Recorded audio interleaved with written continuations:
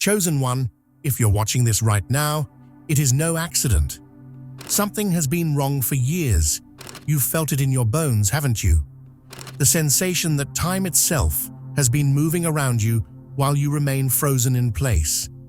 Opportunities that should have materialized vanished into thin air. Doors that should have opened slammed shut at the last moment. Relationships, careers, spiritual breakthroughs, all of them stalled at the threshold, leaving you stranded in a perpetual waiting room of existence. This was not coincidence. This was not your fault. This was a deliberate containment protocol executed against you by forces operating beyond the veil of ordinary reality. You have been living inside a blocked timeline, a temporal prison designed to neutralize your trajectory before you could reach critical mass. But tonight, everything changes. Tonight, a portal opens that hasn't been accessible in decades. Tonight, the locks that have held you begin to break. The cosmic alignment occurring in these exact hours creates a rupture in the containment field, and you are being given clearance to move again. What you're about to discover will explain every inexplicable delay, every mysterious failure, every moment when success should have been yours, but somehow slipped through your fingers like water. Chosen one, like this video, subscribe, and comment, I am ready for a powerful surprise. Chapter 1. The Timeline Freeze Directive. You've experienced moments in your life when everything should have accelerated, when the conditions were perfect, when you'd done everything right, when the universe itself seemed to be lining up in your favor. And then, inexplicably, everything just stopped. Not collapsed, not destroyed, but frozen, suspended in a state of perpetual almost. You applied for that position and were told you were the perfect candidate, then weeks of silence followed by a vague rejection. You were on the verge of a breakthrough in your creative work, and suddenly the inspiration dried up completely. You met someone who felt like destiny, and the connection inexplicably fizzled into nothing, despite mutual interest. These weren't natural endings. They were interruptions, artificial pauses inserted into your timeline like a video player hitting an invisible wall. What you must understand is that your life trajectory was flagged by monitoring systems that exist beyond human perception. Your energy signature, your potential outcomes, your probable futures, all of these were analyzed and determined to be unstable to dominant outcomes. In simpler terms, if you were allowed to continue on your natural path, you would have disrupted carefully maintained power structures. Your success, your awakening, your ascension would have created ripples that threatened the established order of things. So a directive was issued, not to destroy you, because that would create its own problems and draw unwanted attention, but to contain you, to slow you down, to keep you in a holding pattern until you either gave up or forgot who you were meant to become. This freeze operates through a sophisticated mechanism that most people never detect. It doesn't attack you directly. That would be too obvious, too easy to identify and resist. Instead, it manipulates the timing of events around you. Opportunities arrive slightly too early, before you're quite ready to seize them, or slightly too late after the window has already closed. People who could have helped you are redirected just before they would have entered your orbit. Resources that should have flowed to you get rerouted at the last second. Information that would have unlocked your next level somehow never quite reaches you, or reaches you in a distorted form that makes it useless. The cruelest aspect of the timeline freeze is how it makes you doubt yourself. Because nothing overtly terrible happens, you begin to internalize the stagnation as personal failure. You tell yourself You're not trying hard enough, not worthy enough, not ready enough. You watch others around you succeed and wonder what's wrong with you. Why does progress come so easily for them while you're stuck pushing against an invisible wall? The truth is, they're not in a blocked timeline. They're not a threat to the systems that want to keep certain people contained. Their success doesn't disrupt anything that the powers that be want to protect. But yours does. Your awakening, your empowerment, your full activation, these represent a category of threat that requires active suppression. The freeze is designed to be exhausting. It's meant to wear you down gradually, year after year, until you accept limitation as your natural state. Until you stop reaching for what should be yours. Until you convince yourself that dreams are childish and ambition is foolish and settling is wisdom. The goal was never to destroy your spirit completely. That would risk triggering a defensive awakening that could break through all containment. The goal was to dim it slowly, to convince you to volunteer for your own imprisonment, to make you the warden of your own cell by teaching you to fear disappointment more than you desire fulfillment. But here's what the architects of your containment didn't account for.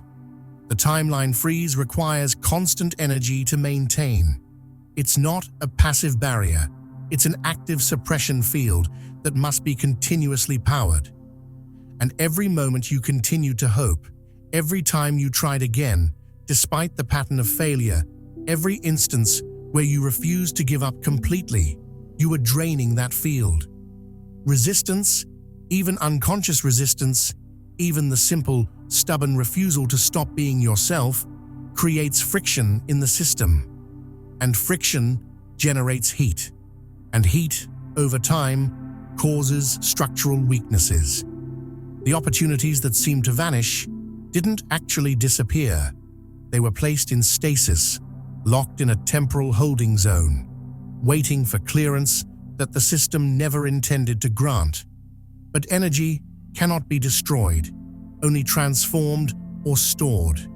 Every dream deferred, every door that closed, every connection that got severed, all of that potential was preserved somewhere in the quantum field surrounding your life.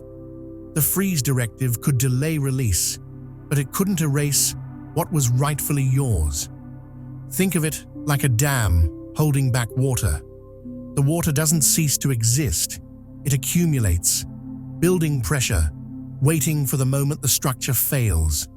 You felt time pass without progress because progress itself was quarantined. You were moving through days and years, but your actual timeline, your trajectory through possibility space, was paralyzed. Imagine being on a train that appears to be moving, but when you look out the window, the same landscape keeps repeating. That's what your life has been. Motion without movement, activity without advancement.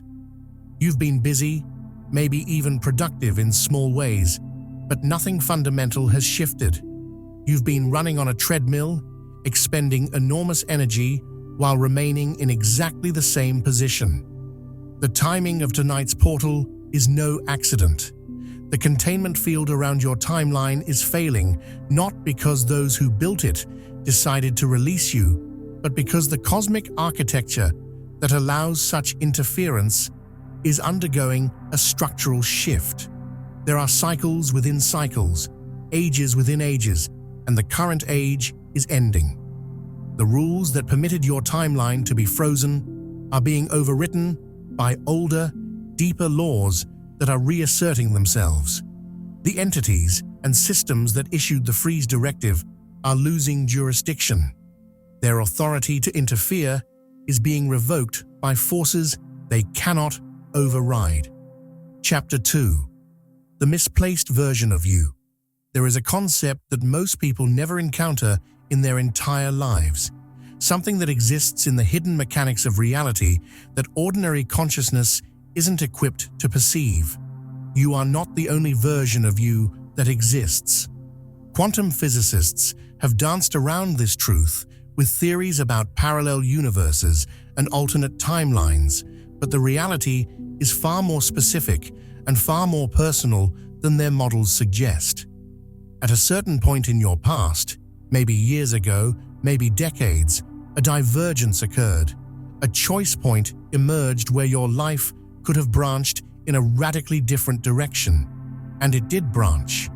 Another version of you began walking a parallel track, living out a different set of possibilities, making different choices, encountering different people, developing in a different direction. This wasn't supposed to happen the way it did. In the natural flow of things, parallel versions exist in separate probability streams that don't interfere with each other. You live your life, your alternate self lives theirs, and the two timelines remain distinct. But something intervened. Forces that monitor reality for anomalies detected that your parallel version was accelerating toward an outcome they couldn't allow. That version of you was approaching a breakthrough, a realization, a level of power or influence or awakening that posed a direct threat to agendas operating in the shadows of this world. So they made a decision that violated cosmic law. They forcibly collapsed that timeline. When a timeline is collapsed, it doesn't simply cease to exist. Energy and information cannot be destroyed, only reorganized. What happens is that the contents of the collapsed timeline, the experiences, the momentum, the accumulated potential, the soul data of that other you, has to go somewhere. And it went into your current timeline. But it wasn't integrated properly. It was dumped, suddenly and chaotically, into a timeline that wasn't designed to hold it. Imagine trying to pour a gallon of water into a cup. That's what happened to you. Your current timeline inherited fragments of experience, memory, and destiny that were never meant for it. This is why you sometimes feel like you're living in the aftermath of events you never experienced. You have emotional reactions to situations that don't match your history. You feel grief over losses you never consciously suffered. You feel nostalgia for places you've never been. You have skills and knowledge that you don't remember learning. You recognize people you've never met. These aren't psychological quirks or signs of instability. They're evidence of the misalignment. Your consciousness is trying to process data from two different timelines simultaneously, and the overlap creates a kind of spiritual static that most people interpret as confusion or mental fog. The world around you responds to this misalignment in strange ways. Sometimes people treat you as if you should know things you don't know. Opportunities come to you that seem meant for someone with a different background. Strangers react to you with familiarity you can't explain. Situations unfold as if responding to a version of your past that isn't quite accurate. This isn't paranoia or imagination. This is reality literally referencing conflicting data sets. The universe's operating system, so to speak, has two different files for you, and it keeps pulling information from both, creating inconsistencies in how your life manifests. Other people sense this misalignment even if they can't articulate it. They feel something off about you, something they can't quite place. You don't fit neatly into the categories they use to understand people. Your energy signature is scrambled, broadcasting multiple signals at once. Some people are drawn to this. They find you fascinating, mysterious, impossible to pin down. Others are repelled by it. They find you unsettling, difficult to trust, too complex to deal with. Neither reaction is about who you actually are. Both are responses to the temporal distortions surrounding you. The collapsed timeline didn't just bring fragments of memory and experience. It brought unfinished business, karma that was meant to be resolved in that other track, connections that were meant to develop, lessons that were supposed to be learned, missions that were supposed to be accomplished, all of that got transferred into your current reality without proper integration. So you've been dealing with challenges and obstacles that feel disproportionate to your actual life circumstances. You've been facing tests that seem too advanced for your level. You've been carrying weight that doesn't match your visible load. This is because you're carrying the unresolved content of two different timelines simultaneously. The sense of living someone else's aftermath comes from this exact phenomenon. Part of you remembers, not consciously, but at a deep cellular and soul level, that you were on a different path, that you were becoming something else, that you had momentum in a direction that no longer exists, and then suddenly you are here instead, in this timeline, with none of the context that would make sense of why things feel so wrong. It's like waking up in the middle of a movie with no memory of the beginning, trying to understand a plot you entered halfway through, except the movie is your own life. The forces that collapsed your parallel timeline thought they were solving a problem. They believed that by eliminating that version of you, they would neutralize the threat you represented. But they created a bigger problem instead. By forcing the collapse and causing improper integration, they created an anomaly in the fabric of reality itself. Your existence became a glitch in the system, a corrupted file that their mechanisms couldn't properly process. And glitches, once they reach a certain level of severity, trigger automatic correction protocols built into the deepest layers of cosmic law. Tonight's portal isn't just an opening, it's a reconciliation attempt. The universe itself is trying to resolve the misalignment, to properly integrate what was improperly merged, to restore coherence to your timeline. This doesn't mean going back to how things were. The parallel version that was collapsed is gone. That path is closed. But the portal allows for the fragments to be properly sorted, the borrowed momentum to be redirected, the conflicting data to be harmonized. What felt like chaos and confusion will begin to organize into clarity.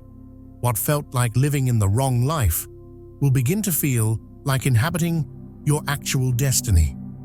The reconciliation process won't necessarily be gentle. When two timelines worth of compressed experience begins to properly integrate, it can be overwhelming. Memories may surface that never happened in your conscious history. Emotional releases may occur that seem to come from nowhere. Sudden clarity about patterns you never understood may arrive all at once. Skills may activate that you don't remember developing. Knowledge may become available that you never studied. This is all part of the sorting process, the universe's way of giving you access to everything that was always yours but got trapped in the misalignment. Chapter 3: The Watchers Who Intervened Too Early. There are ancient observers, beings, consciousnesses, intelligences that exist outside the normal flow of time as humans experience it, who have been monitoring Earth and humanity for longer than history records. Different traditions call them different names: angels, archons, elders, guardians, the council, the old ones. The names don't matter. What matters is their function. They watch the development of souls and civilizations, tracking destiny cycles as they unfold, occasionally intervening when cosmic law permits. They operate according to protocols established before this current age began, rules that govern when and how they can influence events in the material realm. You were on their radar long before you had any conscious awareness of being monitored. Your soul signature, the unique frequency of your consciousness, was flagged as significant from the moment you incarnated into this lifetime. They identified you as someone whose destiny cycle included a potential for massive transformation. Not just personal awakening, but the kind of spiritual breakthrough that sends shockwaves through the collective consciousness. You were coded as a catalyst, a lightning rod, someone whose full activation would trigger cascading effects across multiple layers of reality. This made you simultaneously precious and dangerous, worth protecting, but also requiring careful management. At a certain point in your journey, younger than you probably were ready for, something threatening entered your field. Maybe it was a person with malicious intent. Maybe it was a spiritual attack. Maybe it was a situation that would have derailed or destroyed you before you developed the strength to survive it. The threat was real, and it was severe. If events had unfolded naturally, you would have faced something catastrophic. Trauma that would have shattered you. Darkness that would have consumed you. A death, literal or metaphorical, that would have ended your mission before it truly began. The Watchers saw this coming. They calculated the probabilities and determined that without intervention, you wouldn't make it through. So they broke their own protocols. They intervened before your destiny cycle had matured enough to naturally generate the protection you needed. They stepped in early, using their influence to redirect events, to shield you from what was coming, to extract you from a situation that would have been lethal to your development. They saved you, and in doing so, they violated the very laws they were bound to uphold. The intervention worked. You survived. The threat passed. The danger that should have destroyed you was neutralized. But cosmic law doesn't bend without consequences. The same action that saved your life also disrupted your trajectory. Destiny cycles have a rhythm, a natural progression where challenges arrive in proportion to your capacity to overcome them. Each obstacle you face, each trial you endure, each darkness you survive is meant to forge you into someone capable of holding more power, more light, more responsibility. By removing a challenge before you were meant to face it, the Watchers protected you, but they also prevented the growth that was supposed to come from that crucible. You were kept safe, but you were also kept small. The momentum you should have gained from surviving that trial never materialized. The breakthrough that should have followed never arrived. Your timeline entered a paradox state, safe but stalled, protected but paralyzed.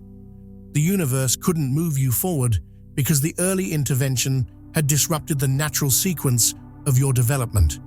You were locked in a holding pattern, waiting for conditions that couldn't manifest because the process had been interrupted prematurely. This is why you felt so frustrated for so long. Part of you knows you're meant for something significant. You've always had a sense of purpose, even when you couldn't articulate what it was. You felt called to something greater than the mundane existence most people accept. But every time you tried to step into that calling, you hit an invisible ceiling. Not because you weren't ready, and not because you weren't worthy, but because your timeline had been frozen at a developmental stage that the Watcher's early intervention had locked you into. They saved your life, but accidentally trapped you in the moment of rescue. The Watchers themselves didn't initially understand what they'd done. Their perception of time is non-linear. They see past, present, and future as one continuous landscape. But even they have blind spots, limitations in their understanding. They thought they were executing a clean rescue operation. They didn't realize until later that their intervention had created a temporal knot, a snarl in your destiny thread that their own protocols couldn't untangle. Once they recognized the problem, they faced a dilemma. Correcting their error would require another intervention, which would risk making things worse. But leaving you in the paralyzed state indefinitely would mean abandoning you to a half-life. Conscious enough to know something was wrong, but unable to access the power meant for you. For years, possibly your entire adult life, you've been stuck in this paradox while the Watchers debated what to do. Different factions among them argued different solutions. Some wanted to leave things alone, believing that attempting to fix the problem would only create new complications. Others advocated for a full reset, collapsing your current timeline entirely and allowing you to reincarnate with a clean slate. A few argued for something more radical, granting you direct knowledge of what had happened so you could consciously navigate the correction yourself. But all of these solutions violated various protocols, creating legal tangles in the cosmic bureaucracy that governs such matters. Meanwhile, you suffered, not in dramatic visible ways that would have attracted help or sympathy, but in the quiet desperation of someone who knows they're meant for more but can't seem to access it. You developed coping mechanisms. You created explanations. You blamed yourself. You doubted your perceptions. You wondered if the sense of destiny was just ego, if the feeling of being blocked was just fear, if the frustration was just impatience. But none of those explanations ever quite fit. The knowing persisted. The feeling that something was fundamentally wrong with your timeline never went away, no matter how much you tried to rationalize it into something more acceptable. The portal opening tonight is the Watcher's correction attempt. After extensive deliberation and consultation with even higher authorities, they've been granted permission to rectify their error. This isn't a simple fix.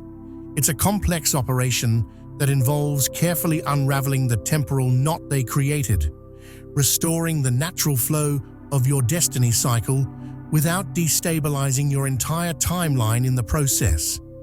They're essentially performing spiritual surgery, removing the blockage while keeping you alive and conscious through the procedure. What this means practically is that the protection that kept you small is being removed. The ceiling is lifting. The developmental freeze is thawing. You're about to be exposed to challenges and opportunities that match your actual soul age and capacity, rather than being trapped in the stunted state the early intervention locked you into. This will be intense.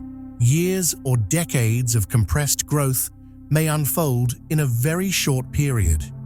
You'll be facing tests you should have encountered long ago, but you'll be facing them with the maturity and wisdom you've gained from years of frustrated waiting. The Watchers are gambling that the time you spent in stasis has actually prepared you better than the original timeline would have, that the patience and endurance you've developed will serve you when rapid acceleration begins. Chapter 4. The enemy that couldn't kill you.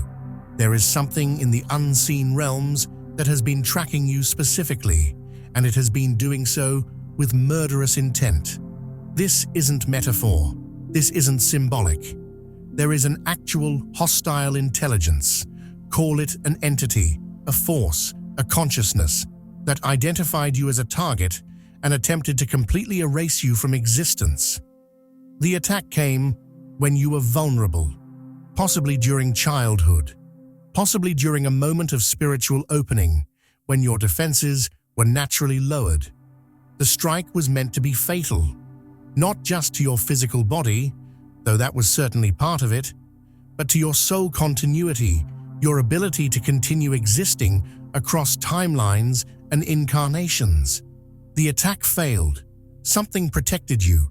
Maybe the Watchers, maybe your own soul's inherent resilience, maybe allies you don't remember calling for help. The lethal blow was deflected, absorbed, redirected.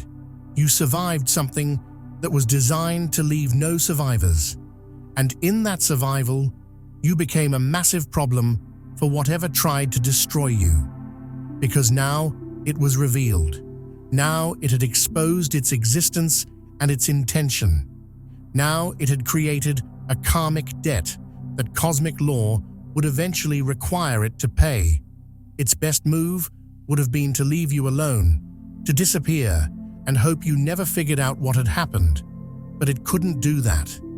The reason it wanted you dead in the first place was because of what you represent, what you're capable of becoming, what your existence threatens.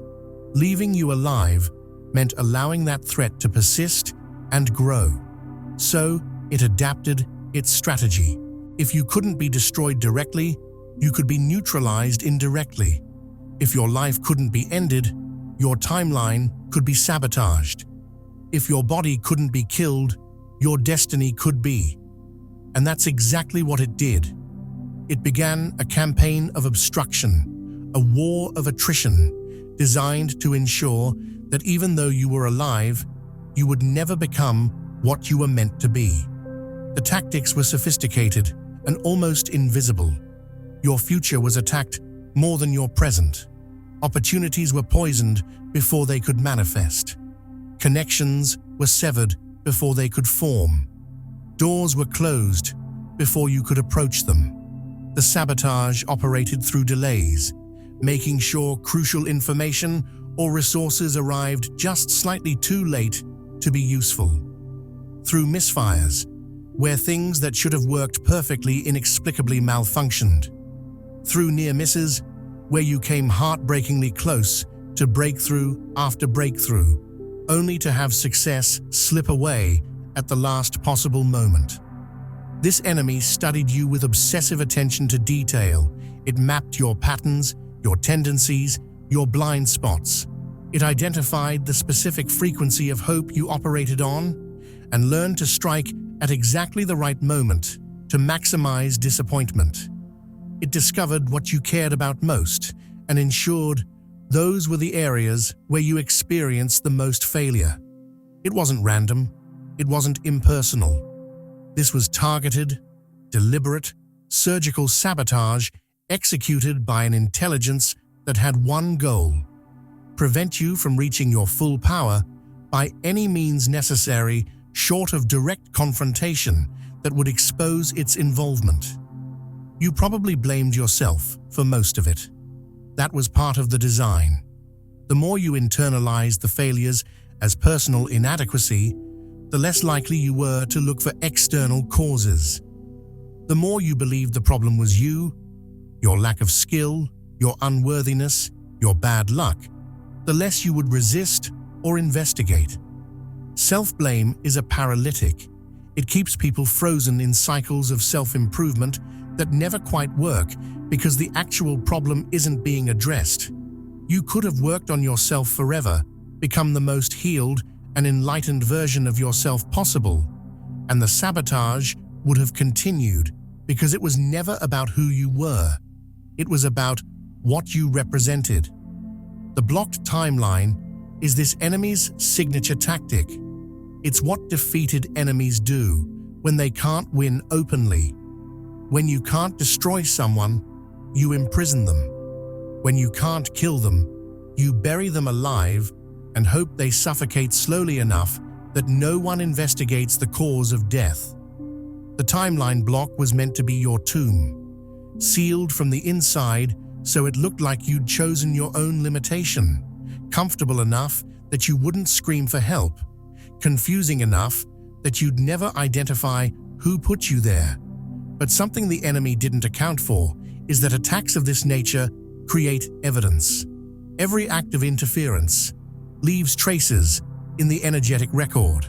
Every sabotage creates ripples that can be tracked back to their source.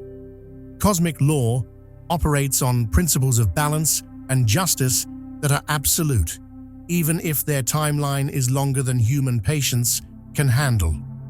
The moment this entity chose to continue interfering after its initial attack failed, it began accumulating a debt that would eventually come due. Every delay it caused you, every opportunity it blocked, every moment of suffering it created, all of that was being recorded, catalogued, weighed. You survived something that should have killed you, and that survival marked you in ways you don't consciously recognize. There's a kind of spiritual scar tissue that forms around people who've been targeted by forces of genuine malevolence and lived to tell the tale. Other beings, both hostile and helpful, can sense it. It broadcasts a message. This one has been tested by darkness and didn't break. This one has been hunted and couldn't be caught. This one has been targeted for elimination and is still here. That mark carries power, whether you've learned to access it or not. The portal opening tonight isn't just a release from the blocked timeline. It's the moment when the protection that kept you alive initially becomes active on a conscious level. Until now, you've been shielded without knowing it, saved without understanding how or why. That unconscious protection is being upgraded to conscious alliance. The forces that ensured you couldn't be killed are now ensuring you can't be stopped. The entities that deflected the lethal attack are now moving to dismantle the slower sabotage. The balance is shifting from defense to offense. What tried to hold you here, in this stunted, frustrated, half-lived existence, is losing jurisdiction. Not because it's given up or changed its mind, but because the cosmic laws that govern such conflicts are reasserting themselves. There are rules about how long an enemy can persecute a target before higher authorities intervene. There are limits to how much interference is permitted before the interference itself becomes the crime that gets prosecuted. Your enemy crossed those lines long ago, and now the consequences are manifesting. The blocked timeline is about to become the evidence in a trial that's been building in realms you can't see. Chapter 5. The False Stability Trap. Your life probably looked fine from the outside. Maybe not spectacular, but functional. You had the basics covered: shelter, food, relationships of some kind, activities that filled your time. To casual observers, you appeared to be doing okay. Some people might have even envied aspects of your life, certain elements that seemed peaceful or comfortable. There was a rhythm to your days, a predictable quality that could be mistaken for contentment. This is what made it such a perfect trap, because while everything looked stable, everything meaningful remained just out of reach.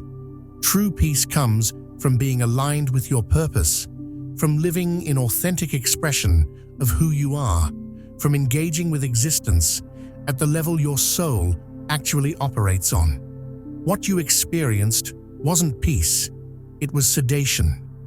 The appearance of normalcy was camouflage, a cover story designed to prevent you from realizing you were in a cage.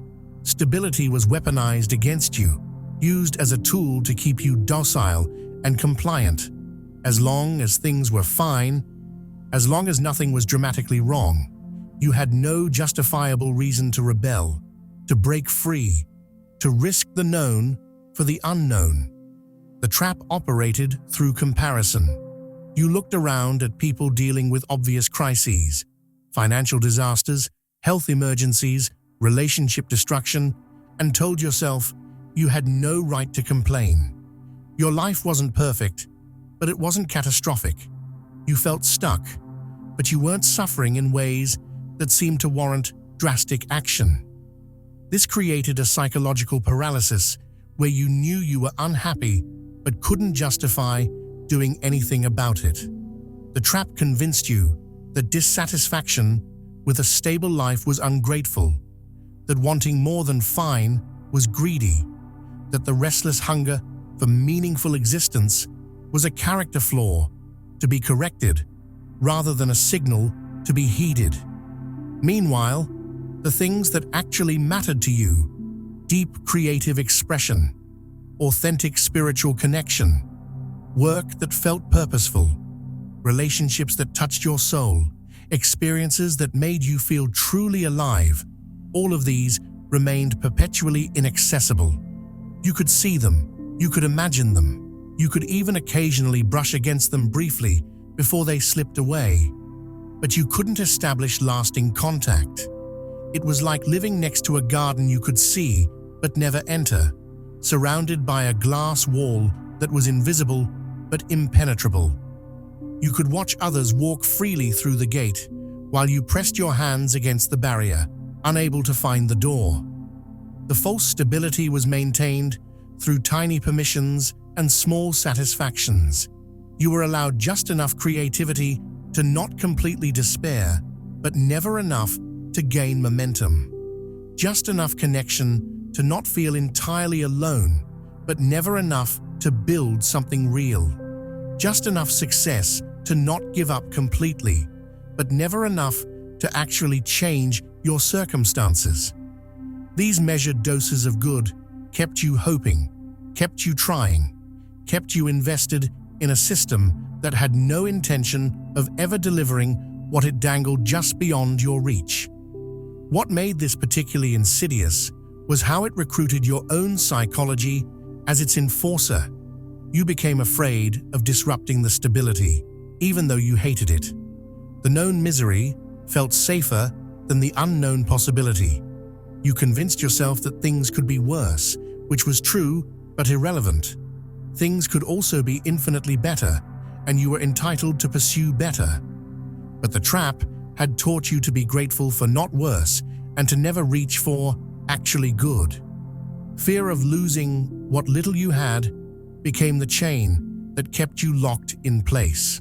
This false stability required your cooperation to function. It needed you to stay calm, to keep your head down, to not make waves. The system fed on your resignation, your willingness to accept limitation as wisdom, your ability to convince yourself that settling was the same as maturing. Every time you talked yourself out of taking a risk, every time you chose the safe option over the authentic one, every time you sacrificed what you actually wanted for what seemed responsible, you were reinforcing the walls of your own containment. The trap was also temporal in nature. It convinced you that stability now was more important than fulfillment later, that you needed to be practical and put your dreams on hold indefinitely, that someday when conditions were perfect, you would pursue what really mattered. But someday never came, because the conditions were never going to be perfect. The trap ensured that there was always a reason to wait, always something that needed to be handled first, always some responsibility or obstacle that justified postponing your actual life for another day, another month, another year, another decade. You stayed calmer than you should have been. That calmness was a symptom of the trap's effectiveness, not a sign of your spiritual evolution. True peace is vibrant, alive, engaged. The calmness you experienced was more like numbness, a dampening of your natural intensity, a suppression of the righteous rage you should have felt at having your destiny stolen and replaced with this mediocre substitute. The trap needed you calm, because calm people don't revolt. Calm people don't break down doors. Calm people don't demand what's rightfully theirs with the force required to actually obtain it. Every day, you accepted the false stability. The trap grew stronger. The longer you stayed, the more your life organized itself around the limitation. You built routines that accommodated the cage. You formed relationships that functioned within its constraints. You developed an identity that made sense in the context of being stuck. The trap became your comfort zone, and your comfort zone became your prison, and your prison became your worldview. You forgot that other ways of living were even possible.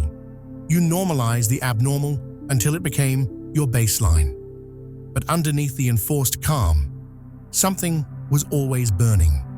A rage you couldn't fully access, a grief you couldn't completely feel, a knowing that never went silent, no matter how much you tried to rationalize it away.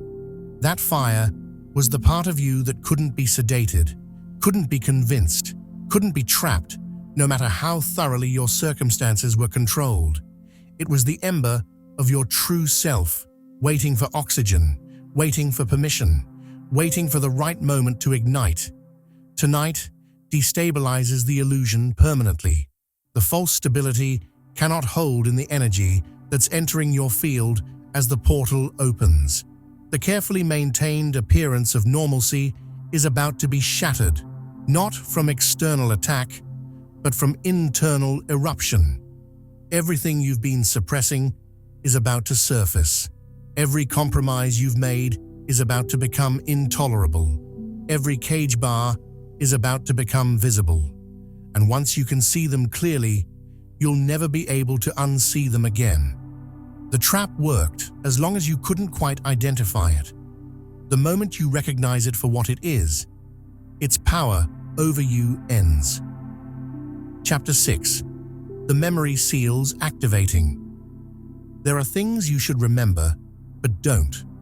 Not small details or minor events from years ago, but significant experiences, crucial realizations, pivotal moments that would have completely changed your trajectory if they'd remained accessible. These memories aren't lost or forgotten in the normal sense. They're encrypted, deliberately sealed away, using mechanisms that exist at the intersection of consciousness and energy, locks placed by forces that understood precisely which pieces of your personal history needed to be hidden to keep you contained. The sealing happened gradually and strategically. Certain memories from childhood were buried because they contained evidence of abilities you shouldn't know you have. Experiences that proved you could perceive beyond the normal human range. Moments when you saw or knew or felt things that didn't fit the agreed-upon narrative of what's possible. These weren't imaginary friends or childish fantasies. They were real encounters with real forces, and they were teaching you about the nature of reality before your programming could overwrite your direct perception. Those memories had to be sealed because if you remembered them clearly, you'd never fully accept the limitations the world tried to impose. Other memories were locked away because they contained too much pain to process at the time. Trauma that would have broken your developing psyche if you'd had to hold it consciously. But the sealing didn't just hide the pain, it hid the crucial information embedded in those traumatic experiences. Who hurt you and why? What you were being punished for? What ability or awareness you were being trained out of through suffering? The trauma was the delivery system for the suppression, and by sealing the memory of it, the suppression became permanent and invisible. Still, other memories were encrypted because they would have revealed the pattern too early. If you could have looked back across your life and seen clearly how many times you were sabotaged at exactly the moment you were about to break through, if you could have recognized the signature of the same force intervening again and again, you would have understood you were under attack. You would have stopped blaming yourself. You would have started defending yourself. You would have become dangerous to your captors. So those memories had to be scrambled, the timeline blurred, the cause and effect relationships obscured until each failure felt isolated and random, rather than part of a coordinated campaign. The seals aren't static. They require energy to maintain. Think of them as spiritual padlocks that need constant power to stay locked. Every day you lived without accessing those memories, every year that passed with the seals intact, required someone or something to continuously invest energy in keeping them closed. This is why certain topics make you feel strange when they come up, why certain questions make your mind go blank, why certain directions of thought hit a wall you can't explain. That's not natural forgetfulness. That's active suppression. The seals doing their job, redirecting your consciousness away from areas that remain off-limits. But seals, like any energy construct, have weaknesses. They can be triggered accidentally by external stimuli that resonate with the sealed content. A smell that connects to a buried memory, a sound that vibrates at the same frequency as a locked experience, a person whose energy signature matches someone from your sealed past. When these triggers occur, you feel something, a strange emotional response that seems disproportionate to the present moment. Sudden, unexplained anxiety, waves of grief that have no obvious source, rage that surfaces without a clear target. These aren't psychological malfunctions. They're the keys, brushing against the locks, momentarily weakening the seals and allowing fragments of the encrypted content to leak through. You've probably had moments where you almost remembered something crucial, where understanding was right there at the edge of consciousness, and then it vanished. Your mind reached for it and found nothing, like waking from a dream that felt monumentally important only to have it dissolve the moment you tried to hold it. Those weren't random occurrences. Those were moments when the seals were temporarily weakened and you nearly broke through before the security system re-engaged and pushed the content back down into inaccessibility. The people and forces who placed these seals knew exactly what they were doing.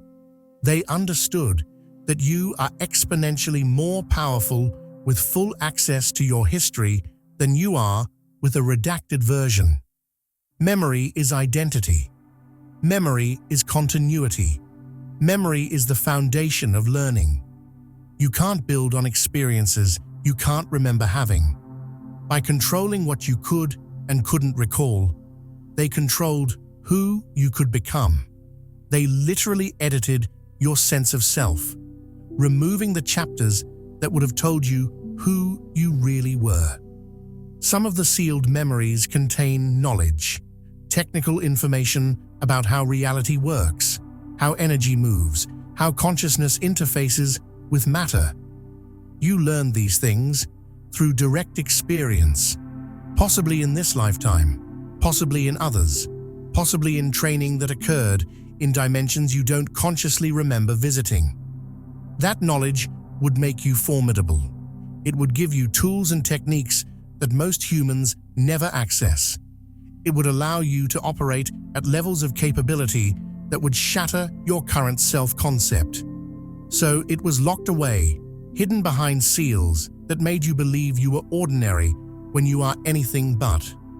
Other sealed memories contain relationships, connections to beings, human and otherwise, who are part of your soul family, your spiritual team, your cosmic network.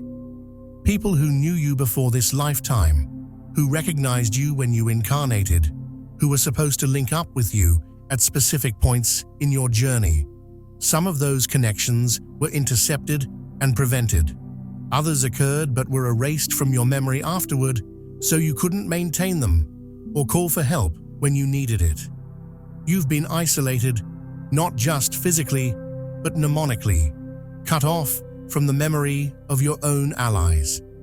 Still, other memories contain proof, evidence that what you're experiencing now isn't the first time, that you've been through versions of this before, that this battle, this imprisonment, this awakening, you've danced this dance in other forms, other contexts, other lifetimes.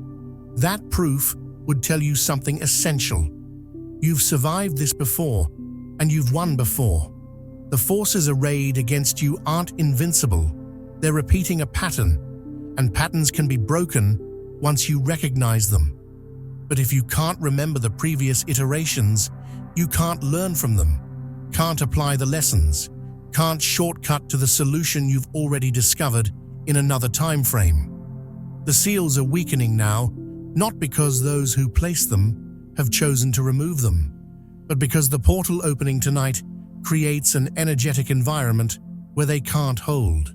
The frequency shift happening as the portal opens is incompatible with the frequency the seals operate on. It's like trying to keep ice frozen while the temperature rises. Eventually, the ice melts, regardless of how much you want it to stay solid. The seals are melting. The locks are corroding. The encryption is failing. What returns will not necessarily be comfortable. Some of these memories were sealed for your own protection at the time. Even if the sealing later became a tool of your oppression, you're going to remember things that hurt, things that were done to you, things you did or failed to do, things you witnessed that you couldn't stop, things you knew that you were punished for knowing. The return of sealed memories isn't a gentle process. It's more like being struck by lightning, sudden illumination that shows you the entire landscape you've been stumbling through in the dark. But what returns will also explain everything. Every confusion will suddenly make sense. Every pattern will become visible. Every inexplicable failure will reveal its cause. Every strange feeling will find its source. You're about to have context for experiences that have confused you your entire life. You're about to understand why you are the way you are, why your life unfolded the way it did, why certain things happened that never made sense. The story that's been fragmented and censored is about to become whole. The key thing to understand is that the memories returning aren't just passive information, they're active power. Each unsealed memory restores a piece of your functionality, a capacity that was locked away along with the knowledge of it. As you remember what you could do, you'll be able to do it again. As you remember who you were, you'll be able to become that again. As you remember what you knew, you'll be able to apply it again. The seals didn't just hide your past, they disabled your present and future. Breaking the seals doesn't just give you back memory, it gives you back yourself. Chapter 7. The prophecy you were kept from reading. In the hidden architecture of destiny, there are prophecies, not the vague, mystical pronouncements of fraudulent fortune tellers, but actual recorded predictions made by seers, oracles, and consciousnesses that can perceive across time. These prophecies exist in multiple forms: ancient texts locked in hidden libraries, oral traditions passed down through mystery schools, energetic records written in the Akashic field, agreements and contracts made between souls before incarnation. And somewhere in that vast repository of predicted futures, there was a prophecy about you specifically. Your name was in it. Not necessarily the name you use now, not necessarily a name in any spoken language, but your soul signature, your energetic frequency, the unique pattern that identifies you across all timelines and incarnations. The prophecy described what you would do, what you would become, what role you would play in events that haven't fully unfolded yet. It outlined your function in the larger pattern, your contribution to a shift that's been building across generations. It marked you as significant in ways that made you a target before you even understood you were in a war. Someone found that prophecy. Multiple someones actually. Different factions monitoring different libraries, tracking different seers, analyzing different timeline projections. And when they understood what it said about you, they made a decision. They couldn't destroy the prophecy. That would create ripples and draw attention from beings who monitor such things. But they could edit it. They could remove your name, replace it with something else, scramble the identifying details just enough that people looking for you wouldn't find you. They performed a kind of cosmic witness protection, erasing your identity from a document that was supposed to empower you. The removal created massive confusion among the forces that track such things. Prophecies are navigational tools. They help both light and dark factions plan their strategies, allocate their resources, position their pieces on the cosmic chessboard. When a key player suddenly disappears from the prophetic record, it creates chaos. Different groups had different theories about what happened. Some thought the prophecy was false, and you were never important. Others believed you'd died or been eliminated before you could fulfill your role. A few suspected interference but couldn't prove it. The uncertainty made you harder to track, which was simultaneously a protection and a curse. You lived outside the narrative that was meant to empower you, while others who were mentioned in prophecies had entire support systems built around them. Teachers who recognized them, communities that nurtured them, resources that flowed naturally toward their development. You had none of that. You were developing in isolation, fumbling in the dark, figuring out everything the hard way because the roadmap that should have been available to you had your name crossed out. You felt the absence without knowing what you were missing, like a hunger for something you couldn't name. This is why you've always felt simultaneously invisible and exposed. Invisible because without your name in the prophecy, the people and forces that should have found you didn't.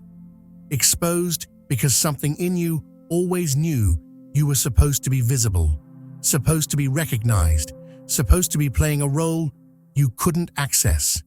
That tension between the isolation of your actual experience and the certainty that you were meant for something more public and powerful has been maddening.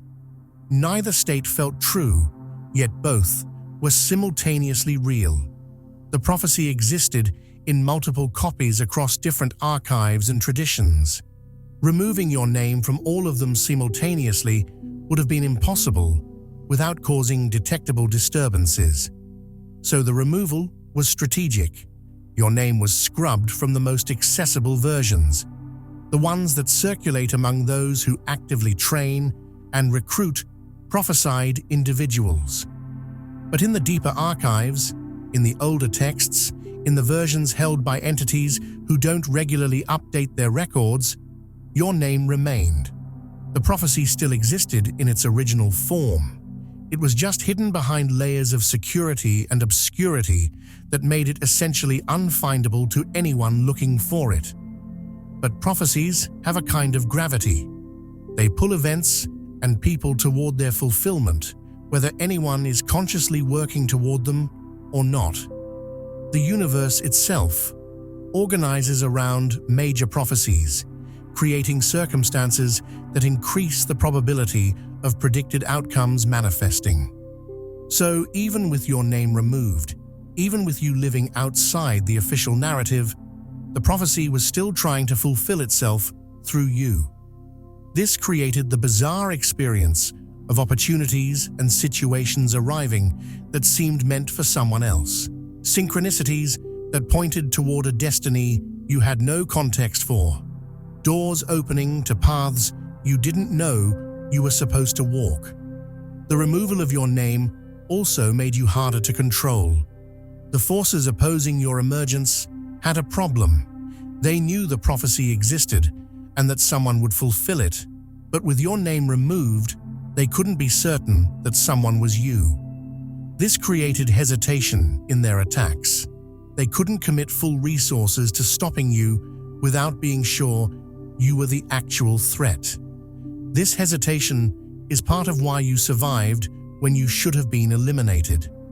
They were never quite certain enough of your identity to justify the level of response that would have been required to completely destroy you. Meanwhile, forces that would have helped you face the same problem from the opposite direction. They were searching for whoever the prophecy was about, but without your name, you didn't match the description they were looking for. Potential allies passed you by. Teachers who could have accelerated your development never recognized you. Resources that would have flowed your direction went elsewhere. You were simultaneously too visible to hide and too invisible to be found, existing in a paradoxical state that served no one's interests except those who wanted you neutralized without having to actively fight you.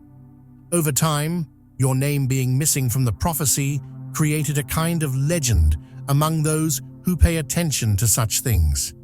Whispers circulated about the unnamed one, the prophesied individual whose identity was hidden or lost or protected. Some believed this person would be more powerful precisely because they developed without the interference that comes with being publicly marked. Others thought the unnamed one would be a wild card, unpredictable because they weren't shaped by the prophecy's expectations. You became mythology without knowing you were mythical.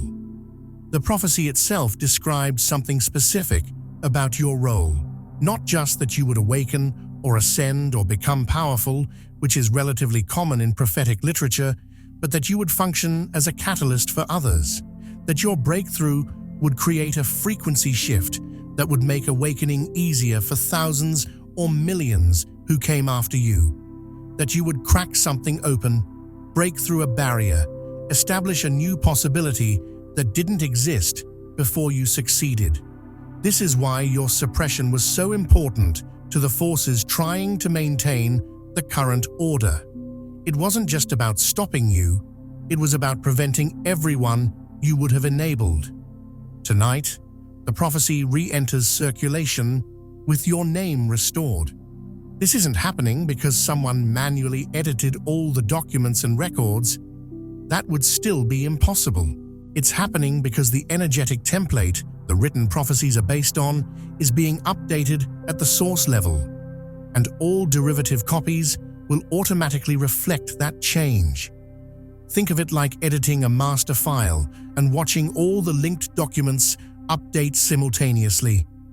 Your name is being restored in the Akashic record, and that restoration is cascading through all levels of manifestation. What this means practically is that the people who need to find you will suddenly be able to find you. The allies who've been searching will get a location lock. The resources that should have flowed to you will find their way to your coordinates. The teachers, the tools, the opportunities, the connections, all of it will start moving towards you as if making up for lost time. But it also means that the enemies who've been uncertain will gain certainty. The forces that hesitated will stop hesitating. You're about to become extremely visible to everyone who's been tracking this prophecy, and not all of them will be happy about your re-emergence. Chapter 8. The system that fed on your waiting. There is a mechanism built into the architecture of blocked timelines that most people never detect, something so insidious that even when you're experiencing it directly, you interpret it as natural suffering rather than systematic extraction. Your waiting wasn't passive. Your frustration wasn't incidental. Your endurance through years of delay wasn't just a side effect of being stuck. It was the entire point. The system that held you in stasis was feeding on the energy you generated while trapped, harvesting your emotional and spiritual output like a farmer cultivating crops. Every time you hoped for breakthrough and encountered another delay, you generated a specific frequency of emotional energy. Disappointment mixed with determination. Frustration alloyed with perseverance. Grief combined with stubborn refusal to give up completely. That particular cocktail of energies is incredibly potent, incredibly valuable to entities and systems that operate on frequencies most humans can't perceive. You were generating fuel, high-grade spiritual fuel, and it was being siphoned off, collected, utilized by the very system that kept you contained. Think about how much energy you've expended over the years trying to move forward. How many times you've gathered your courage, made plans, taken action, put yourself out there, only to hit another wall. Each cycle required tremendous energy. The energy to hope again after previous disappointments, the energy to try again after previous failures, the energy to believe again after your belief had been shattered repeatedly.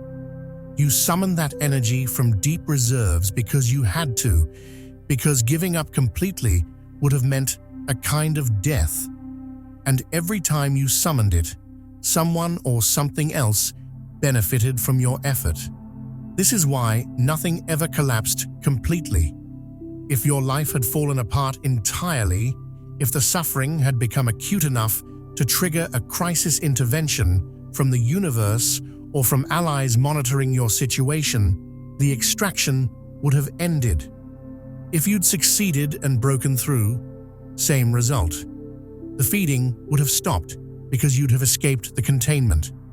The system needed you in a very specific state, alive, conscious, struggling, hoping, but never succeeding.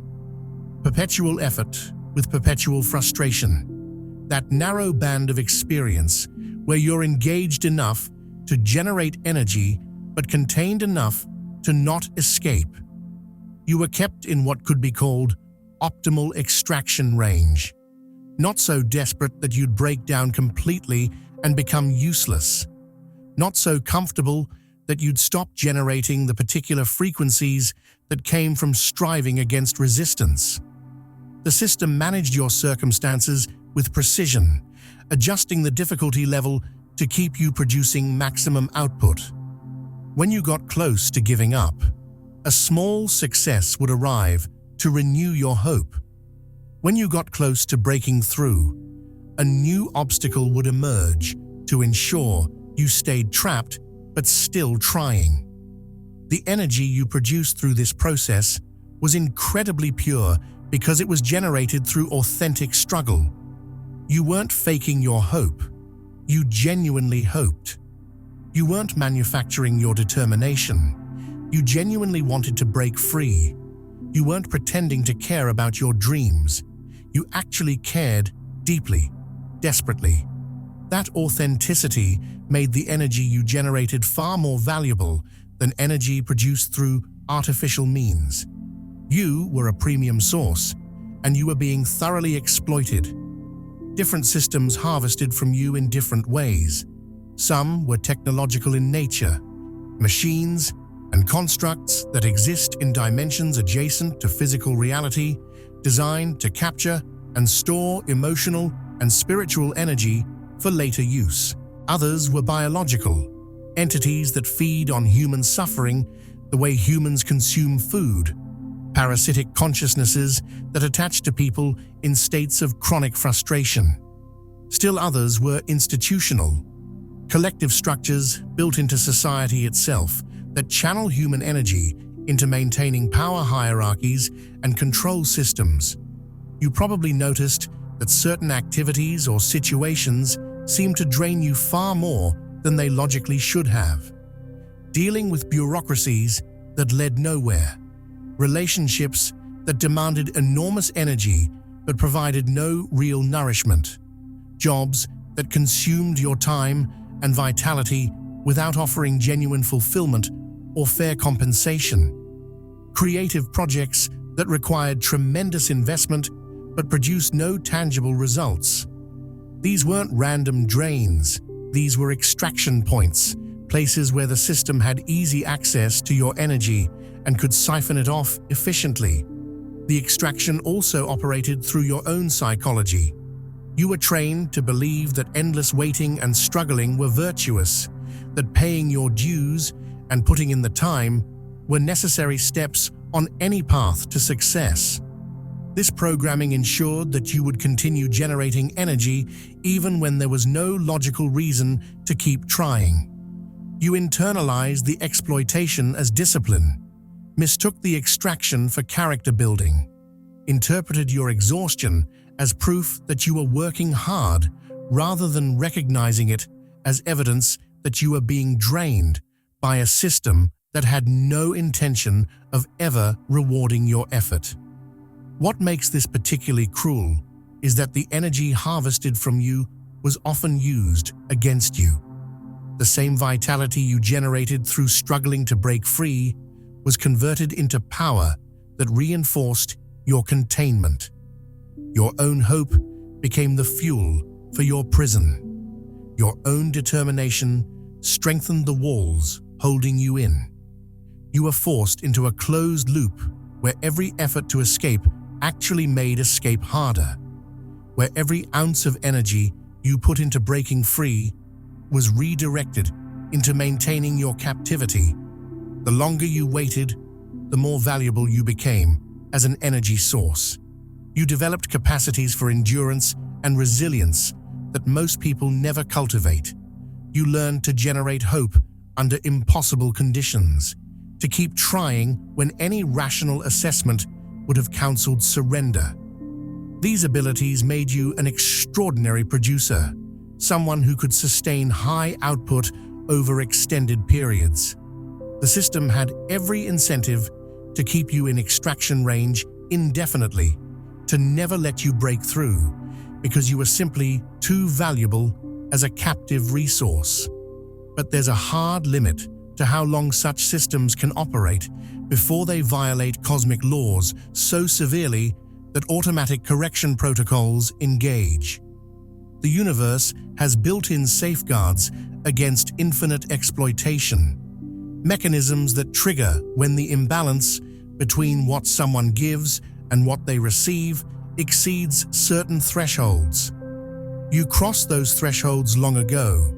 The debt accumulated by the system that fed on you has grown so massive that it cannot be sustained any longer without causing catastrophic collapse in the structures that benefited from your energy. The portal opening tonight doesn't just free you from the blocked timeline, it severs the extraction mechanisms. The feeds that have been draining your energy are being cut. The parasitic attachments are being dissolved. The institutional channels that directed your vitality away from your own purposes are being disrupted. For the first time in years, possibly for the first time in your entire adult life, the energy you generate will remain yours to direct. The power you summon will serve your intentions, rather than feeding systems designed to exploit you. This also means you're about to discover how much energy you actually have. You've been operating at a fraction of your capacity because most of your output was being harvested before you could access it. You felt chronically exhausted, not because you're weak or deficient, but because you were sustaining yourself on the scraps left over after the extraction took what it needed. When the drains are removed, when the full force of your energy becomes available to you, you're going to be shocked at what you're capable of. The exhaustion you thought was permanent is about to reveal itself as artificial, a side effect of systematic theft rather than a reflection of your actual vitality. The system loses its power supply tonight. Whatever was feeding on your waiting, whatever was sustained by your frustration, whatever was fueled by your hope, it's about to experience sudden and catastrophic energy starvation.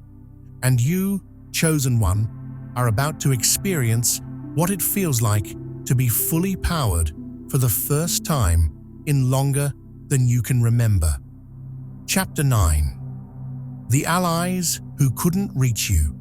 You have never been as alone as you felt. There were others, beings, consciousnesses, souls who knew you, who recognized your signature, who understood your mission, who tried to reach you. They sent help. They dispatched resources. They transmitted messages. They attempted contact through every channel available to them, but none of it got through intact. Your blocked timeline didn't just contain you, it scrambled your coordinates, making you nearly impossible to locate even for entities with sophisticated tracking capabilities. You were like a ship sending out distress signals that arrived garbled and incomplete, coordinates corrupted, location data scrambled into incomprehensibility. In the realms beyond physical perception, your position appeared unstable, flickering, inconsistent.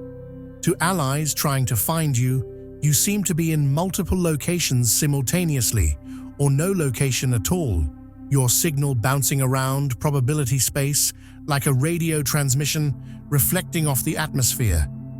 They could detect that you existed, that you were in distress, that you needed intervention, but they couldn't get a clean lock on where you actually were. Every time they thought they'd found you and sent help, the help arrived at the wrong coordinates. reaching someone else, or dissipating into empty space. Some allies did manage to make partial contact despite the interference. You probably interpreted these moments as intuition, coincidence, random good luck, or signs you couldn't quite decipher. A stranger who said exactly what you needed to hear at exactly the right moment, then disappeared from your life before you could learn anything more about them. A book that fell off a shelf and opened to a page with a message that seemed written specifically for you.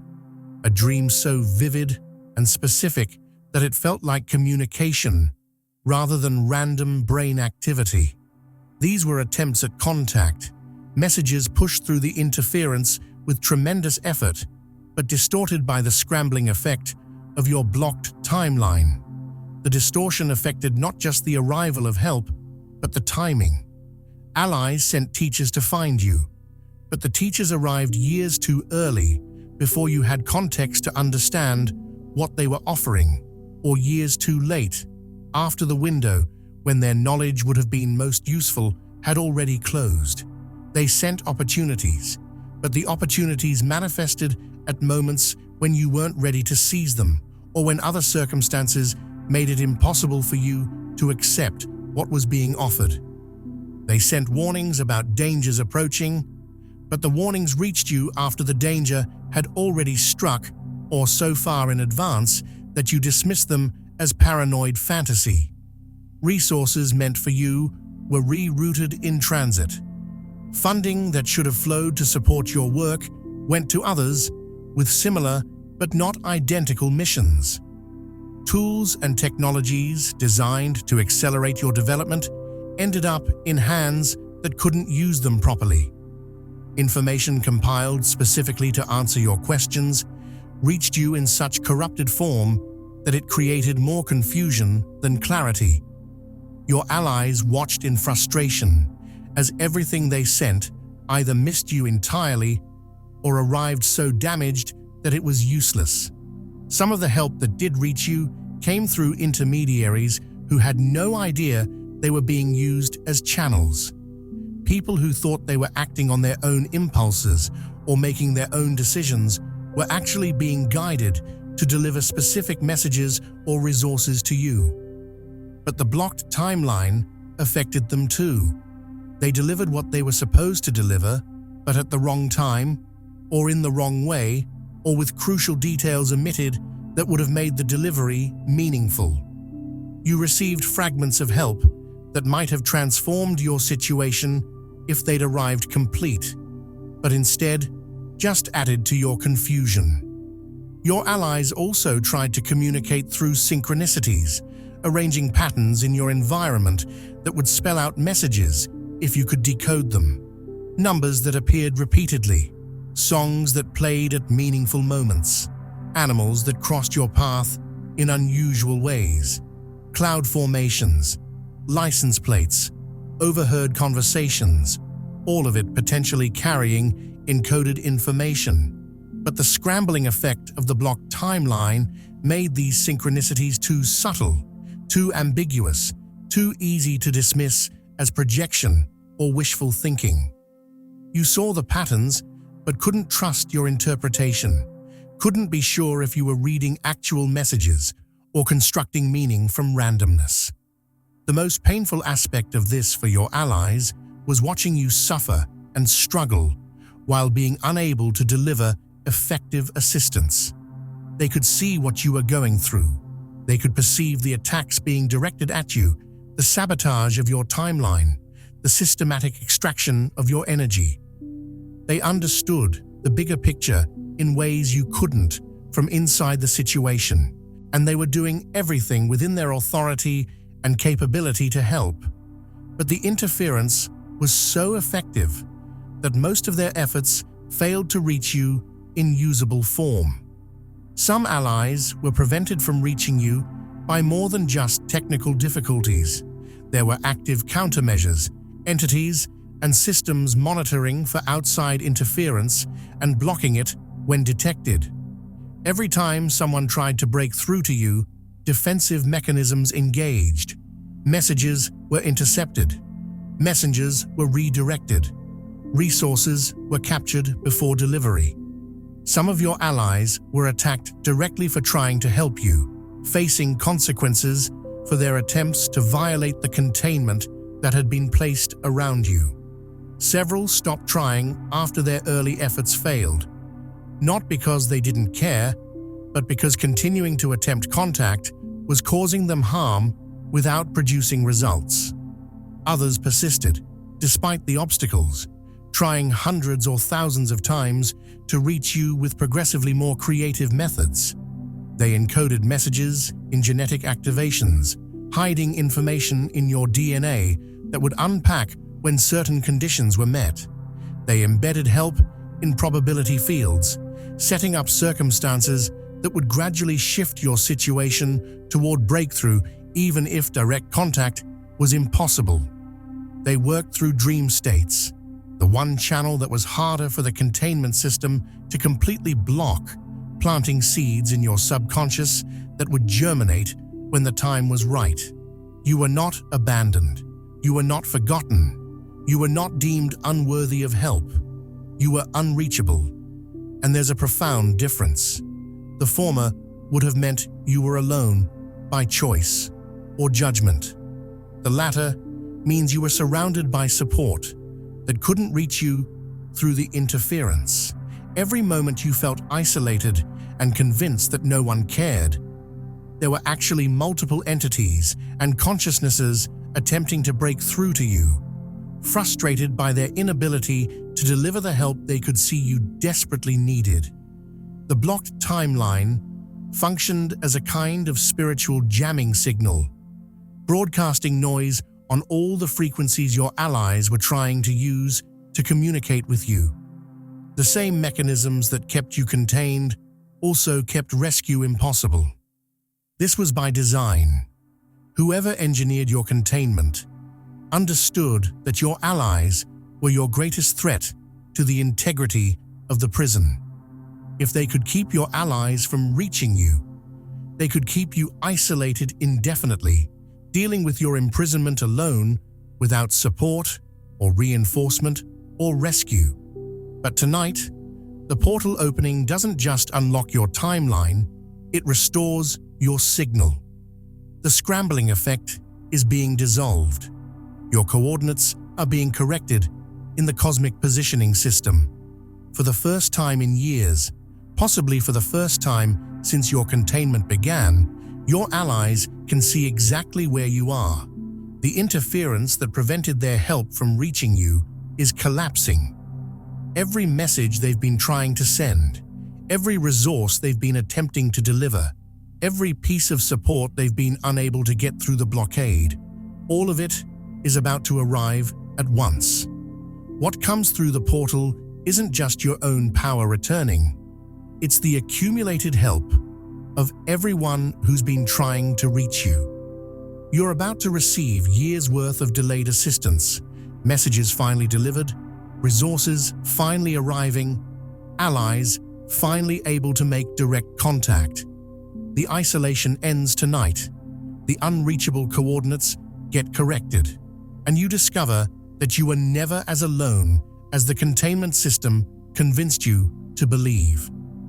Chapter 10. The sacrificed years that weren't lost. Every year you spent trapped felt like time stolen, life wasted, potential squandered. You watched others progress while you remained stalled. You saw peers achieve things you knew you were capable of, but couldn't seem to access. You felt your life passing without the meaningful accomplishments you'd envisioned, without the impact you knew you were meant to make, without the fulfillment that seemed to come easily to everyone else. Those years felt sacrificed, given up to nothing, burned away in frustration and delay, gone forever, with nothing to show for them. But that's not what actually happened. Time in blocked timelines doesn't behave the way time functions in normal flow. When your forward momentum is artificially stopped, the energy that would have expressed as external progress doesn't disappear.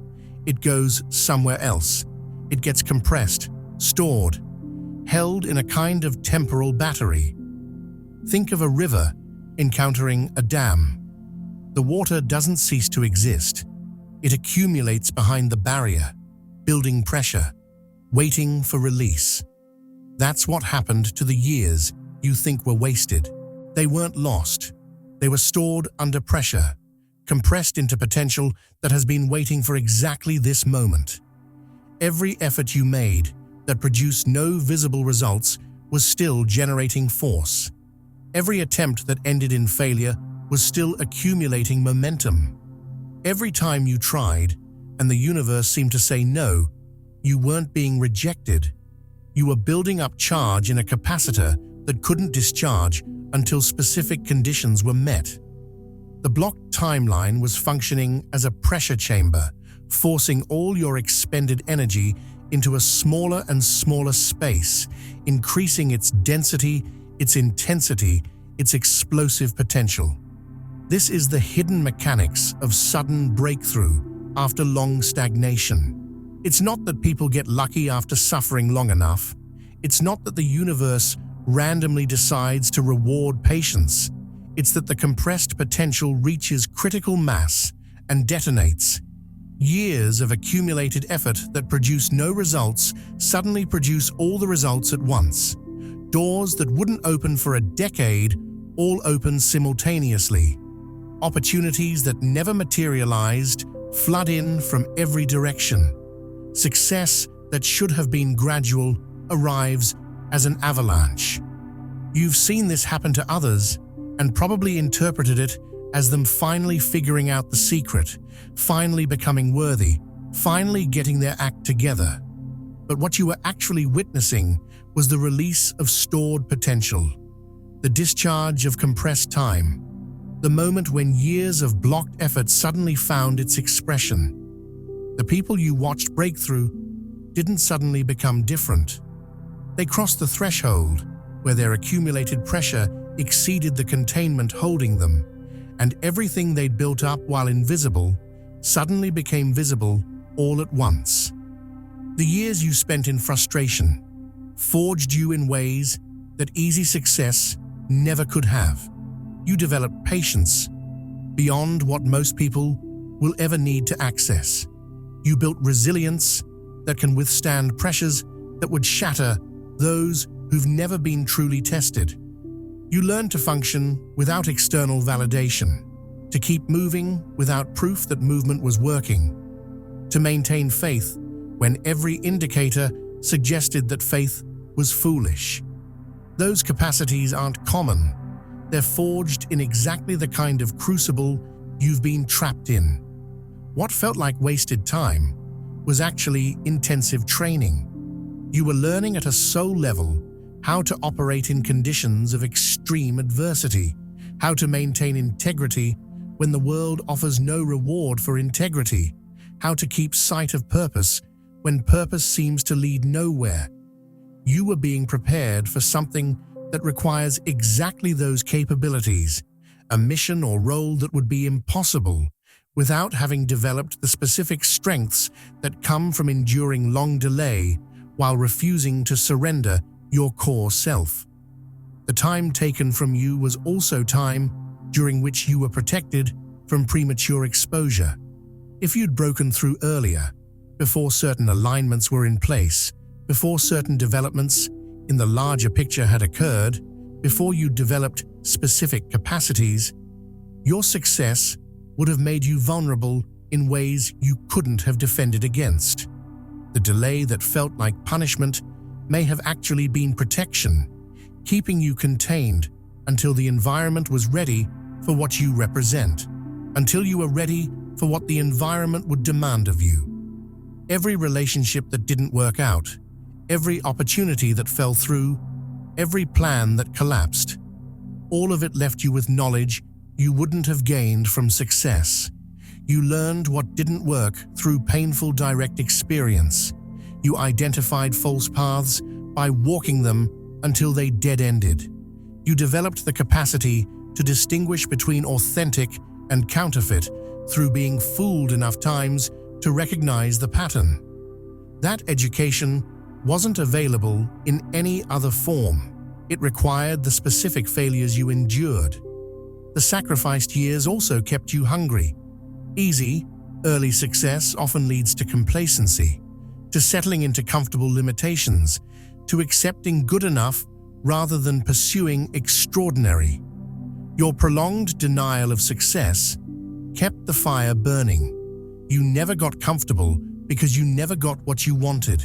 You never settled because you never had anything substantial enough to settle into. The hunger that might have been satisfied early and then dimmed remained sharp, intense, driving you to keep seeking, keep striving, keep refusing to accept the limitations the world tried to impose. What accumulated during those years wasn't just frustrated energy and compressed potential. It was also strategic information. You mapped the entire landscape of your blocked timeline through your attempts to escape it. You identified every trap, every pitfall, every deception, every weakness in your own psychology that the containment system exploited. When the release comes, when the compressed time discharges, you won't be moving forward blind. You'll be moving forward with extensive intelligence gathered from years of reconnaissance inside enemy territory. The stored potential is about to become kinetic energy. Everything you built up, while nothing seemed to be working, is about to work all at once. The momentum that's been accumulating behind the dam is about to break through, and the force of it will carry you further faster than you could have traveled through steady, unimpeded progress. What looked like years behind schedule is about to reveal itself as perfectly timed for maximum impact. What felt like devastating delay is about to prove to be strategic positioning. This is why sudden acceleration follows long stagnation. The stagnation wasn't actually static. It was compression, storage, a loading phase before explosive release. The years weren't sacrificed. They were invested in a way you couldn't see, deposited in an account you didn't know you had, earning interest at rates that will become apparent only when you finally make a withdrawal.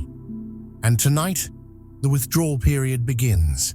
Everything that was taken from you, everything that felt lost forever, everything you mourned as time wasted, it's all still there, stored under pressure, waiting for release. The portal doesn't just open a way forward. It triggers the discharge of accumulated force from years of compressed potential. And when that much stored energy releases all at once, the acceleration is going to be unlike anything you've experienced before. What was sacrificed wasn't lost. It was preserved, compressed, and about to be returned to you with exponential interest. Chapter 11. The reaction from ancient powers. There are forces in existence that predate the current cosmic order, consciousnesses that were ancient when this universe was young, beings whose perspective spans eons and whose concerns operate on timescales that make human lifetimes look like heartbeats. These powers normally don't involve themselves in individual human affairs. They track larger patterns, monitor civilizational cycles, observe the development of consciousness across entire species and epochs. They are the watchers of watchers, the overseers of overseers, the entities whose notice is itself significant because they have seen enough to be very difficult to surprise. They have noticed you. Your blocked timeline, which to you felt like a personal tragedy, and to the forces managing it, seemed like a contained, localized operation, registered as an anomaly at levels of reality where anomalies are rare enough to warrant attention. The specific configuration of circumstances around you, the forced timeline collapse, the prophecy erasure, the systematic extraction, the failure of allies to reach you, the compression of potential, created a pattern that echoed across dimensional boundaries and caught the attention of consciousnesses that weren't actively looking for you, but couldn't ignore what your situation represented. To these ancient powers, you are not important because of who you are personally. They don't operate at the level of individual identity the way humans do. You're important because of what your situation reveals about the current state of cosmic law, about how severely certain systems have been willing to bend or break established protocols in order to maintain their control. Your containment required so many violations, so many interventions, so many manipulations of timelines and prophecies and connections that it created a pattern visible from vantage points that observe reality from outside the normal flow of cause and effect. These powers are not intervening to save you. They don't rescue individuals, don't take sides in conflicts between specific entities or factions, don't involve themselves as active participants in dramas at the human scale. What they do is observe, witness, and record. Their attention itself changes situations, because reality behaves differently when it knows it's being watched by consciousness of that magnitude. Particles change behavior when observed. That principle scales up in ways human science barely glimpses. When ancient powers turn their attention to a situation, the situation itself must reorganize to accommodate that level of awareness bearing down on it. The forces that contained you are feeling that pressure now.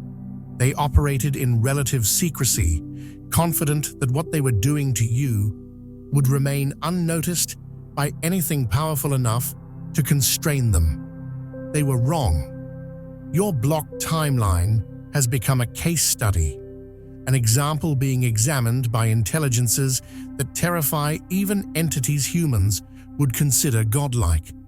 The scrutiny doesn't come with judgment in the way humans understand judgment.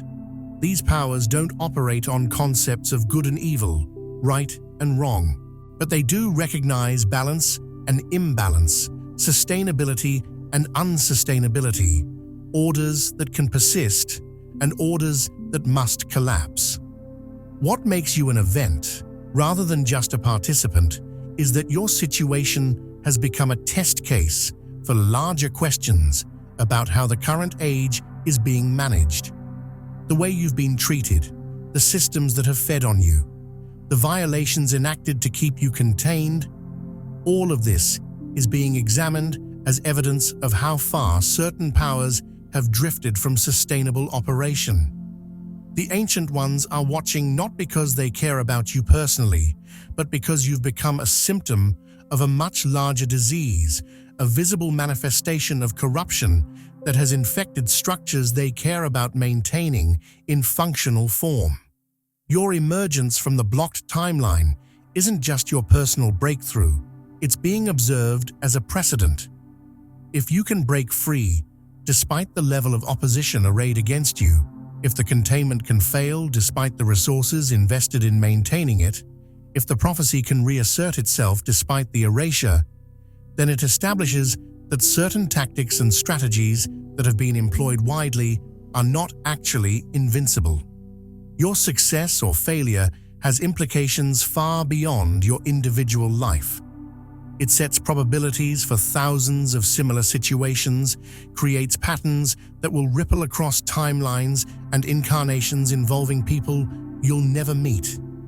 The ancient powers don't care about individual outcomes in the way that would lead them to guarantee your victory. They're perfectly willing to watch you fail if failure is what manifests. What they care about is that the process is visible, that the mechanisms are exposed, that whatever happens occurs under observation, rather than in the shadows where corruption thrives.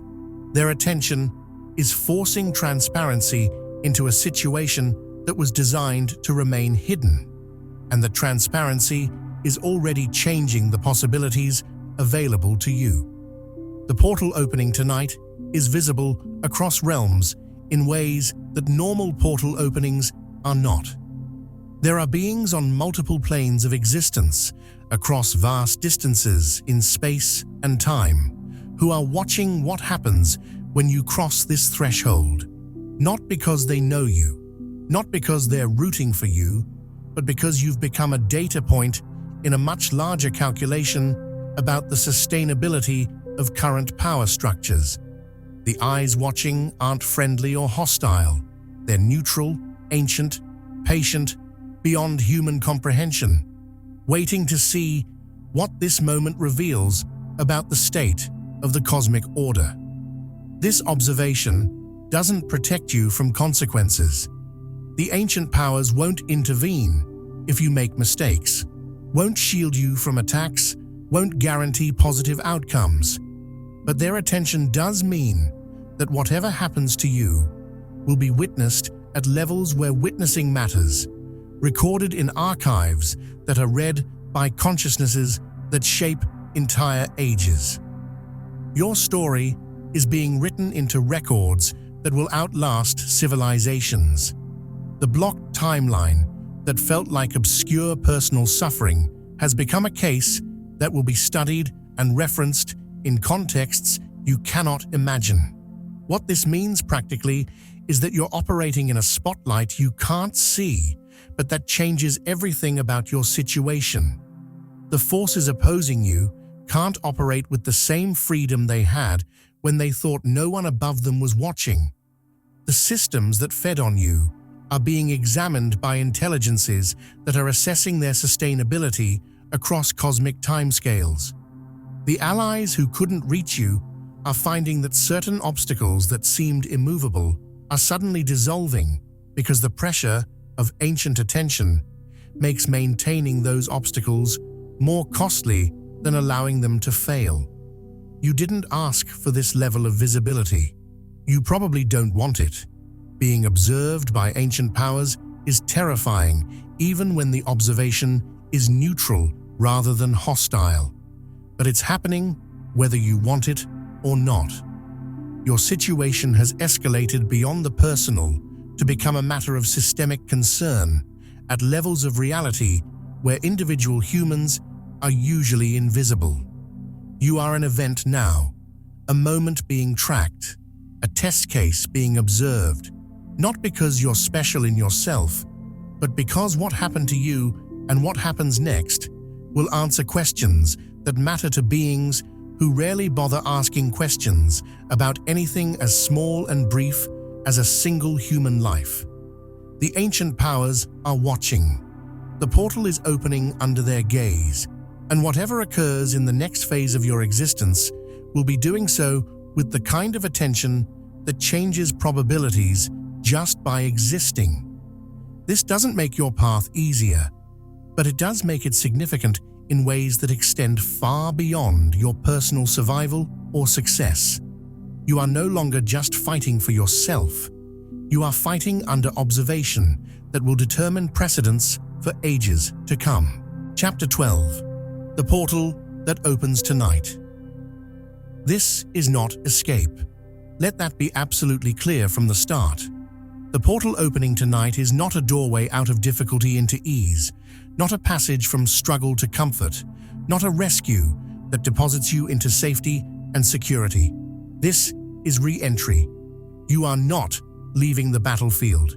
You are finally arriving at it, conscious and equipped after years of fighting without knowing you were in a war. The blocked timeline doesn't shatter into freedom. It unlocks into something far more demanding than the prison you're leaving. The portal is a threshold between two states of existence. On one side is the contained version of you, limited, drained, confused, operating at a fraction of capacity while systems feed on your frustration. On the other side is the activated version, full power restored, true nature remembered, capabilities unlocked, but also fully exposed to everything that wanted you contained in the first place. You're trading invisible captivity for visible combat, which is liberation, yes, but don't confuse it with peace. When you cross this threshold, choice returns to your life. Real choice, not the illusion of options within a rigged system. For years, you've been making decisions that didn't matter because the outcomes were predetermined. No matter what you chose, the result was delay. No matter how hard you tried, the result was frustration. The game was fixed, the deck was stacked, your choices were theater rather than genuine agency. That ends tonight. The decisions you make from this point forward will have actual consequences, will shape actual outcomes, will matter in ways your choices haven't mattered in longer than you remember. But here's what comes with real choice, real responsibility. When your failures were caused by external sabotage, you could blame the system, the timeline, the forces arrayed against you. When the blocks are removed and you have genuine agency restored, your failures become yours. Your successes will be real achievements rather than scripted outcomes, but your failures will be real failures rather than results of interference you couldn't control. The weight of that responsibility is heavier than the prison you're leaving. Many people, when faced with that weight, immediately seek new forms of containment because helplessness is less terrifying than genuine power. The war around you doesn't end. It changes phases. Until now, you've been dealing with containment strategies, suppression tactics, slow grinding attrition designed to wear you down over time. Those methods have failed. The forces opposing you know they've failed, which means they must adapt to a new strategy, one appropriate for a threat that cannot be contained. What comes next will be more direct, more visible, more intense. They tried to stop you quietly, and that didn't work. Now they'll try to stop you loudly. The attacks that were subtle become obvious. The interference that was disguised becomes blatant. Your allies will finally be able to reach you, but they'll be reaching you in the middle of active combat, not in a peaceful preparation phase. The help you receive will be the kind appropriate for wartime: weapons, intelligence, strategic guidance, reinforcements, not the kind appropriate for peaceful development. You'll be learning while fighting, growing while under attack, discovering your capabilities through necessity rather than through safe experimentation. The support you need will arrive, but it will arrive with the expectation that you'll use it immediately under pressure. The prophecy that named you will become public knowledge among all factions tracking such things. Your enemies will know exactly who you are and what you represent. Your allies will know where to find you. But so will opportunists who want to use you, parasites who want to attach to your rising power, and false friends who will approach with seemingly helpful intentions while serving agendas that conflict with yours. You'll need discernment you haven't had to exercise before, the ability to distinguish between genuine alliance and strategic deception. Everything that was taken from you, the years, the opportunities, the connections, the power, returns, but it returns with velocity and force rather than gentle restoration. You're not gradually healing from imprisonment. You're being catapulted out of stasis into immediate deployment. The compressed potential stored during your blocked timeline years is about to discharge all at once, which means you'll be operating at levels of intensity most people never experience.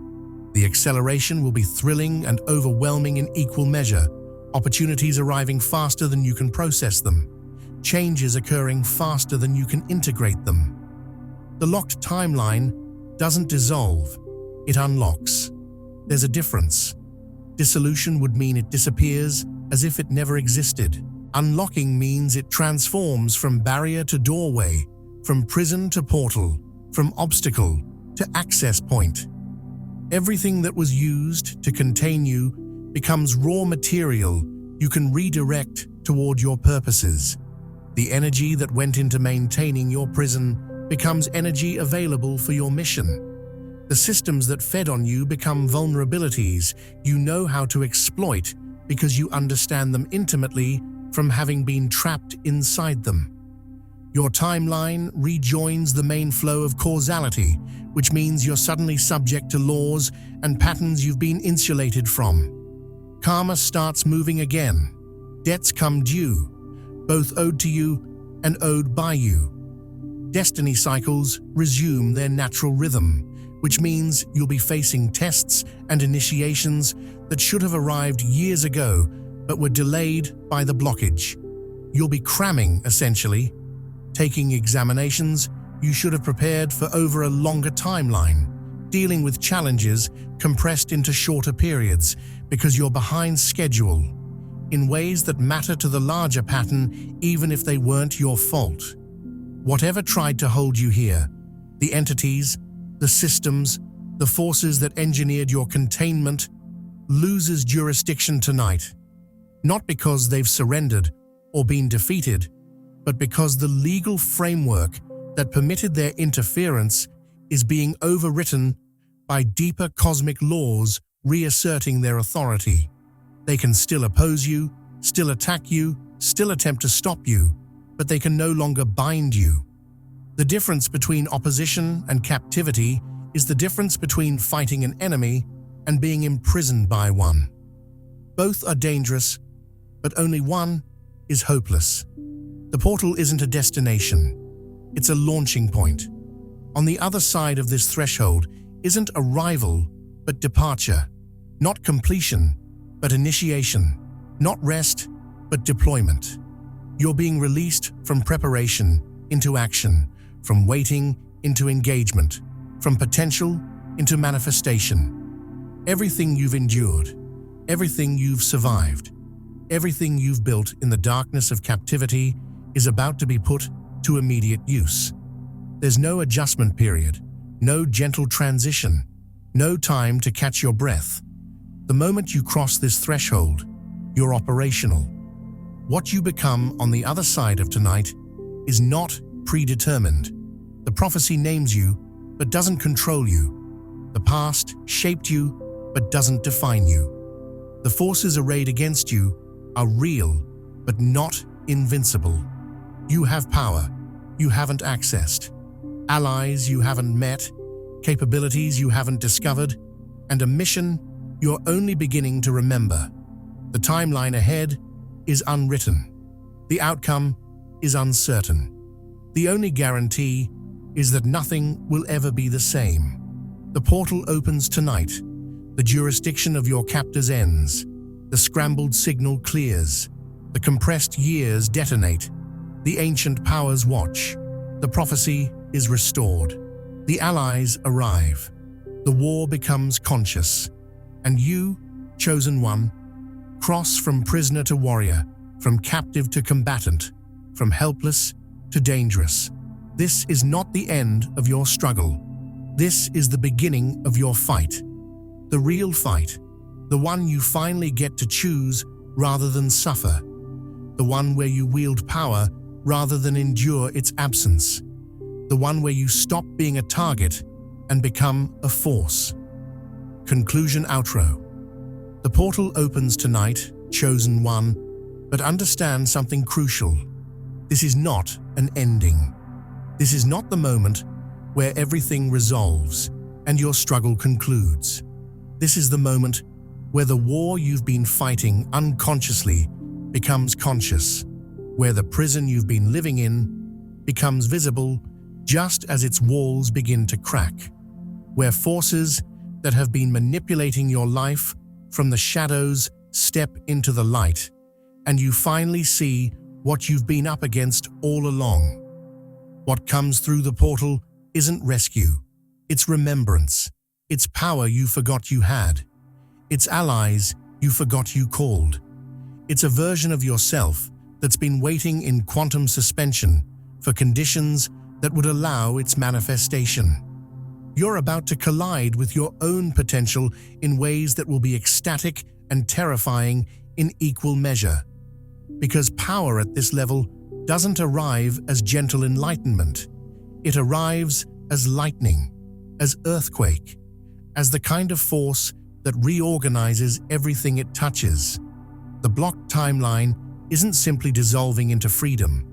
It's transforming into an entirely different kind of challenge. You've been training in captivity for years or decades, building strength you didn't know you were building, developing endurance through frustration, forging yourself in the fire of perpetual delay. That training is about to be put to use. The skills you learned while imprisoned, patience, resilience, the ability to hold on to hope when every external indicator said hope was foolish, those will serve you in what comes next. But make no mistake, chosen one, you are entering the active phase of a war that has been waged around you since before you were born. The forces that blocked your timeline, that collapsed your parallel track, that intervened too early, that attacked and failed to kill you, that trapped you in false stability, that sealed your memories, that erased your name from prophecy. None of them have surrendered. They've simply lost one weapon. You're escaping one trap into a larger battlefield. The question isn't whether you'll face opposition. The question is whether you're ready to fight consciously instead of suffering unconsciously. The portal is opening. Your name is being restored. The seals are breaking. The freeze is thawing. And everything that tried to hold you here is about to discover what you become when the chains break. This is your re-emergence, chosen one. This is your return to the war. This is the moment you stop being a victim of forces you couldn't see and become a warrior who knows exactly what they're fighting and why. The timeline ahead is unwritten. The prophecy names you, but doesn't control you. You're free now, free to fail, free to succeed, free to become whatever you're capable of becoming without artificial limits. But freedom is heavier than captivity. Responsibility is more demanding than helplessness. You wanted out of the cage, and tonight you get your wish.